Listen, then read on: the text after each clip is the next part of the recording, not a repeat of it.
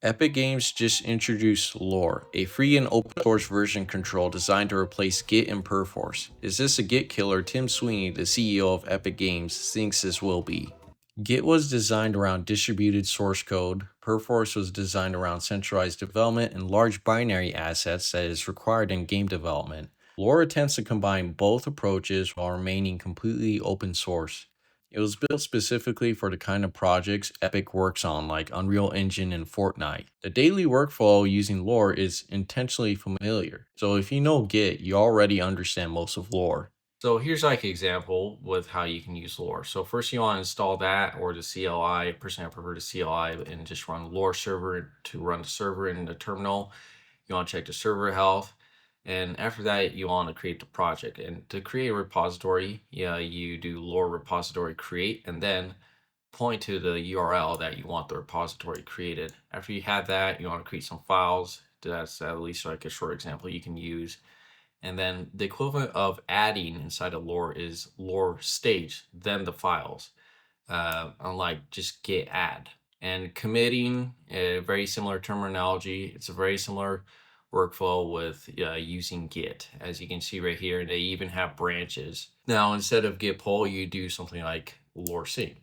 As you can see, it's extremely similar to Git. So why did Epic create this instead of just using Git and Git LFS for binaries? Well, the main reason why is because in Git, binary files are not treated like a first-class citizen, and this is something that's extremely important inside of game development, where the 3D models and the textures are going to be binary files that Git tends to not handle super well. And Perforce, it does solve this problem, but the main issue with Perforce is that it's very expensive and not open source. What's the problem with Perforce not being open source for Epic Games?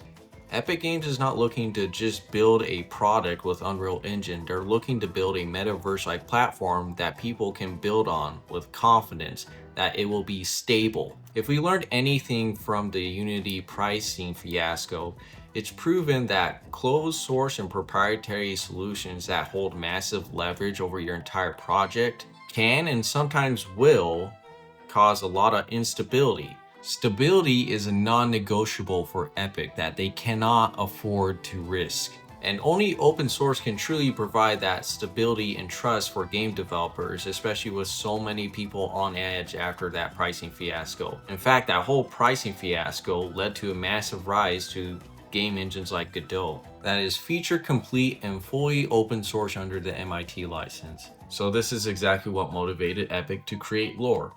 Now, at least in my opinion, whether you should use it or not, it hasn't hit a version 1.0 yet, which means outside of Epic's official tooling like UEFN or Unreal Engine, Lore might not be something to bet everything on just yet instead of using Git. And there's also like no platforms like GitHub where you're able to host this stuff conveniently. But at least right now in its current state, if you want to create backups for your files on your computer, it's actually fantastic for that. At least with the game I'm working on, I'm using it to create backups of my asset files so that I can have version control with that, which is very useful in case if like a 3D model gets corrupted. So that's at least a capacity that I would recommend it at. Like if you just want simple backups on your computer, it's super useful for that.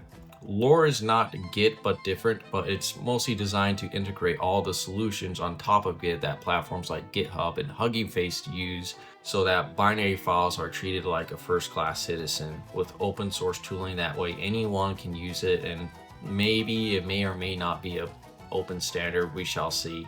It'll take a couple years for it to actually become a discussion for teams whether they want to use this or not. Share me your thoughts down below. Either ways, don't forget to like the video and subscribe so you know when the next video comes out.